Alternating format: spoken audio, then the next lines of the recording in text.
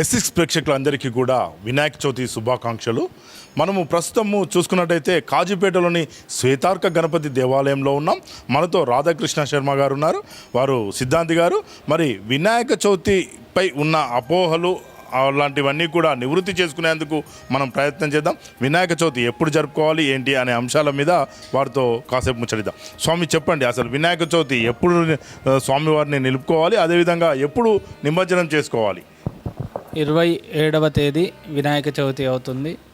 ఈ వినాయక చవితి సందర్భంగా అందరూ కూడా ఉదయం వినాయకుడిని ఎప్పుడు కూడా ఏ పూజా కార్యక్రమం చేసినా కూడా సూర్యుడు ఉదయించిన వేళ సమయమున చేసుకుంటే చాలా విశేషము. ఎవరైనా కూడా ఎప్పుడో 9 గంటలకు లేస్తాం 10 గంటలకు చేసుకుంటామని కాకుండా ఉదయాత్పూర్వమే లేచి చక్కటి తలంటు స్నానం చేసుకొని ఆ స్వామివారిని ఇంట్లో ఇల్లంతా కూడా శుద్ధి చేసుకొని ఇంట్లో పీఠ ఏర్పాటు చేసుకొని ఆ గణనాథుని స్థాపన చేసుకోవడం చాలా విశేషము. తద్వారా 3 రాత్రులు చేసుకునేవాడు 3 రాత్రులు, 5 రాత్రులు చేసుకునేవారు 5 రాత్రులు, 9 రాత్రులు చేసుకునేవారు 9 రాత్రులు ఈ యొక్క వినాయక చవితి ఉత్సవాన్ని చేసుకుంటే మంచి ఫలితాలు ఉంటాయి. అంటే చూసుకున్నట్టయితే నిమజ్జన కార్యక్రమం అనేది కూడా ఒక సందిగ్ధంగా మారింది. అంటే 9 రోజులు 11 రోజులు అని అలా ఉన్నాయి. దాని మీద మీరేమో? నిమజ్జన అనేది స్వామివారికి నవరాత్రులు అని మనం నామకరణం చేసుకొని పెట్టుకున్నప్పుడు 9 రాత్రులు మాత్రమే వినాయక చవితి చేసుకుంటే విశేషం. ఇప్పుడు మన దేవాలయంలో షోడశాన్నిక దీక్షతో స్వామివారి ఉత్సవాలు చేస్తున్నాం. అలాంటప్పుడు నవరాత్ర కళ్యాణ మహోత్సవాలు అని పెట్టుకున్నాం. నవరాత్రోత్సవాలు 9, అదేవిధంగా 5 రోజులు కళ్యాణోత్సవంగా చేసుకుంటూ మరి 2 రోజుల పాటు దీక్షా స్వాములకు దీక్షా స్థాపన, దీక్షా విరమణ అనే విధానాన్ని పెట్టుకొని మరి 16 రోజుల పాటు కూడా మనం ఉత్సవాన్ని చేస్తున్నాం. అదేవిధంగా మనం ఏదైతే నామకరణ చేసినామో ఆ నామాన్ని ఆధారంగా చేసుకొని 9 రాత్రులు నవరాత్రులు చేస్తున్నప్పుడు 9 రాత్రులు కాగానే నిమజ్జనం చేసుకుంటే మంచిది. అదేవిధంగా నిమజ్జనం చేసుకోవాల్సిందిగా తెలియజేస్తున్నా. అంతేకాకుండా ఇప్పుడు వచ్చే నెల మాసంలో చూసుకున్నట్టయితే చంద్రగ్రహణం ఉందంటున్నారు.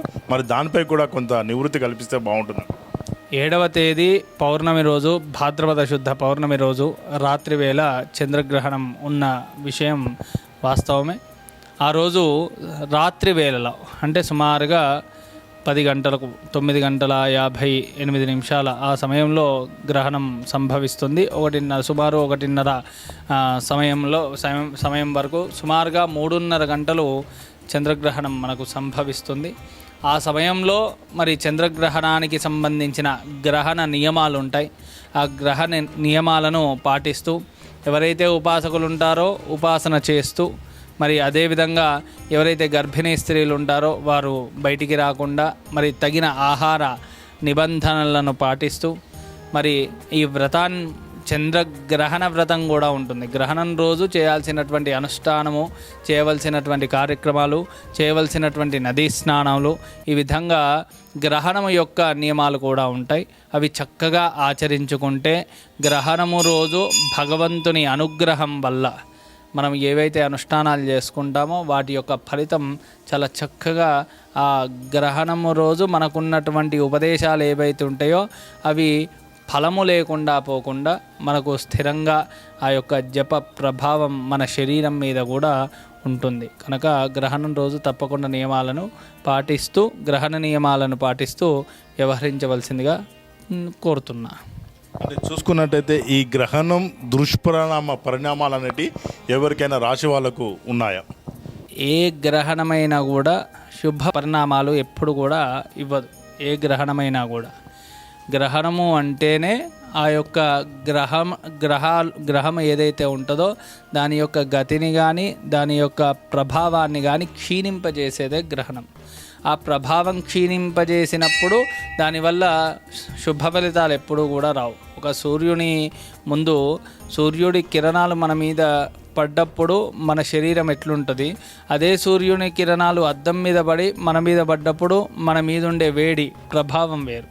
ఆ విధంగానే గ్రహణం కూడా అది ఛాయ, అది సూర్యునికి కానీ చంద్రునికి కానీ అడ్డుపడ్డప్పుడే దాని యొక్క శుభ పరిణామాలు ఏదైతే ఆ గ్రహం యొక్క కిరణాలు మన భూమి మీద పడకుండా సక్రమంగా పడకుండా ఇది అడ్డుకునే పరిస్థితి ఉంటుంది. కాబట్టి ఎప్పటికైనా గ్రహణము అనేది గ్రహణమే. గ్రహణము అనే దానికి నామకరణం ఎందుకు చేసినారంటే గ్రహణం వల్ల సంభవించేవన్నీ కూడా ఇబ్బందికరమైనయే. కాబట్టి ప్రతి ఒక్కరూ కూడా గ్రహణ సమయంలో భోజన నియమాలు, అదేవిధంగా ఎవరికైతే ఉపాసన ఉంటుందో వాళ్ళు ఉపదేశిత మంత్రాలను ఉపాసన చేసుకోవడం విశేషం. కాబట్టి గ్రహణం రోజు ఎవరైనా కూడా భగవన్నామ స్మరణ చేస్తూ మరి భగవద్ధ్యానం చేసుకుంటే మంచిది.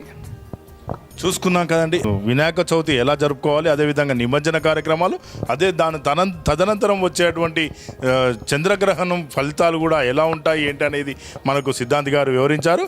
మరిన్ని విశేషాల కొరకు ఎస్ఎక్స్ న్యూస్ చూస్తూనే ఉండండి. కెమెరామెన్ నయీంతో ప్రదీప్ రాజు, ఎస్ఎక్స్ న్యూస్.